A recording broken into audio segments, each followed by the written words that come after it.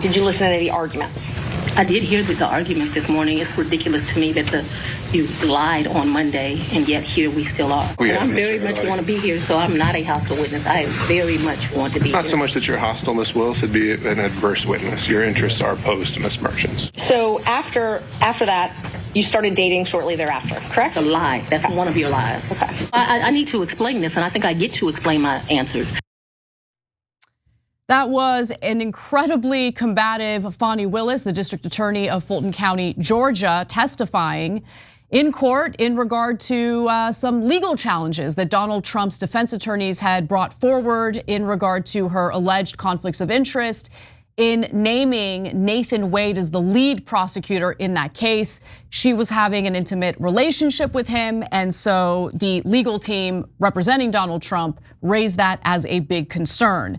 Now we have a pretty big update on the story because it turns out that she's going to be removed from the case entirely. Now that wasn't always the case, because following the Trump defense team challenging her role in this case, the judge had made a completely different decision. So with that in mind, let's go to CNN senior legal analyst Ellie Honig explaining what had initially happened as a result of the hearings that you just saw some clips of. During the pretrial process, Donald Trump and some of his co-defendants alleged that the DA, Fani Willis, had a conflict of interest. She had a relationship, which she later admitted, with Nathan Wade, a person who had been brought in from the outside to be the lead prosecutor on this case.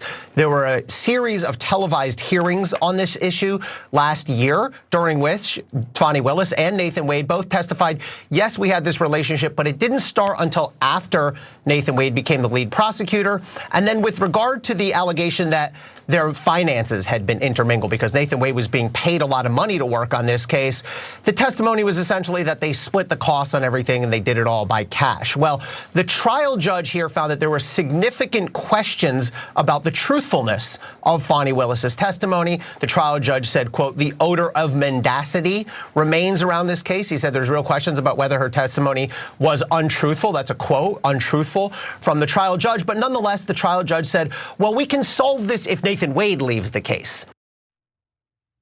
And that's exactly what happened. So Fani Willis wanted to remain on the case, and so she decided to remove Nathan Wade from the case entirely. However, that wasn't good enough for Trump's defense team, because they decided to file yet another appeal challenging Fani Willis remaining on the case, and the appeals court has sided with the Trump team. So in a 2-1 decision, a 3-judge panel reversed the decision of the trial judge, who in March allowed Fani Willis to keep the case despite revelations about a romantic relationship she had with the lawyer whom she hired to manage the prosecution. That was Nathan Wade. Now, the appeal panel's majority decision, written by Judge Trenton Brown, said that Judge McAfee's decision did not cure the already existing appearance of impropriety. Now, it was a 2-1 decision, meaning that there was one judge who did not agree with this. And so in a dissent, Judge Benjamin A. Land of the Court of Appeals wrote that he was particularly troubled by the fact that the majority has taken what has long been a discretionary decision for the trial court to make and converted it to something else entirely. He says, if this court was the trier of fact and had the discretion to choose a remedy based on our own observations, assessment of the credibility of the witnesses, and weighing of the evidence, Judge Land continued, then perhaps we would be justified in reaching the result declared by the majority. He added, but we are not trial judges and we lack that authority.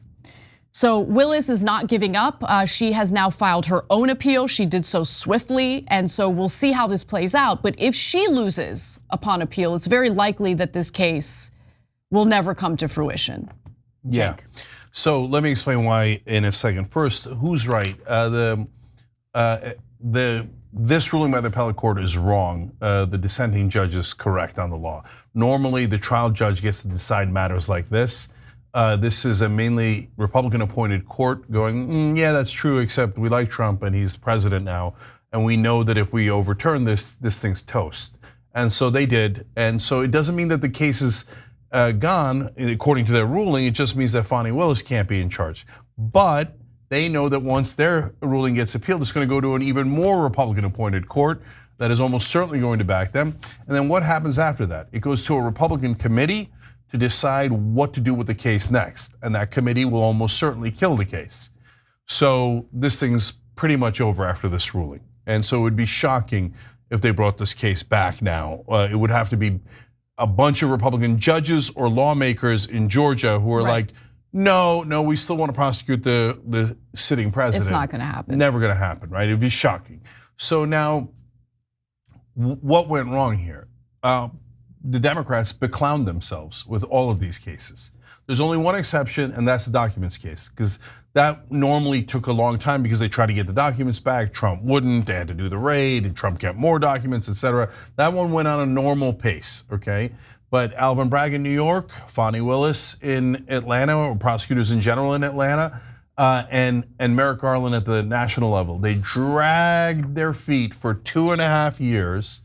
And then we told you at the time, not after the election, okay? We told you when they were doing it. Why aren't you going now? In the beginning of the term, Biden's term. We thought that Trump did cheat. And if you thought Trump cheated, that's a massive, massive crime. You can't let him get away with that crime because the next guy might want to cheat. Wait, let's be precise in our language. Not that he cheated, that he attempted to overturn the election, right? Like that with a fake elector scheme. And that's what I mean by cheating, that he tried a fake elector scheme, et cetera. And they did arrest those fake electors. Now, some of those are going to get tossed out. They're almost all certainly going to get tossed out in Georgia. All of his co-defendants that are with him, so they all skate. And some of those guys signed plea deals. Some of them might still go to prison, but a lot of them are going to skate on this too.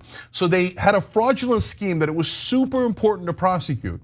But the Democrats waited and waited and waited. And there's a couple of possibilities. One is that they're grossly incompetent. You can't ever rule that out with Democrats. But the more likely one is what we were worried about. They waited 2.5 years so that the trials would happen right in the middle of the campaign. And in their idiotic heads, I think that some of them thought, well, that way Trump can't run against us. Well, then you made it political. And once you make it political, it's toxic. You should have done it from day one. And you didn't think, oh, something might go wrong in the trial. It might take longer than I thought. You've never run a trial? Or look, this is the last theory. And this one's less likely. But it's possible that they thought, oh yeah, we'll never get it done in a year and a half, so we'll just use it against him in the campaign, and whether he wins or loses, we'll dismiss it, because we never meant it. We were just trying to hurt him politically. So that's so frustrating for those of us who thought he actually did those crimes. And it's certainly frustrating to MAGA who thought he didn't do those crimes. But the timing, we said from day one, for the whole 4 years, and when they brought the cases, the timing was super suspect and potentially political. Thanks for watching. If you become a member, you get to watch all this ad-free, except for, of course, this ad. Still, hit the join button below.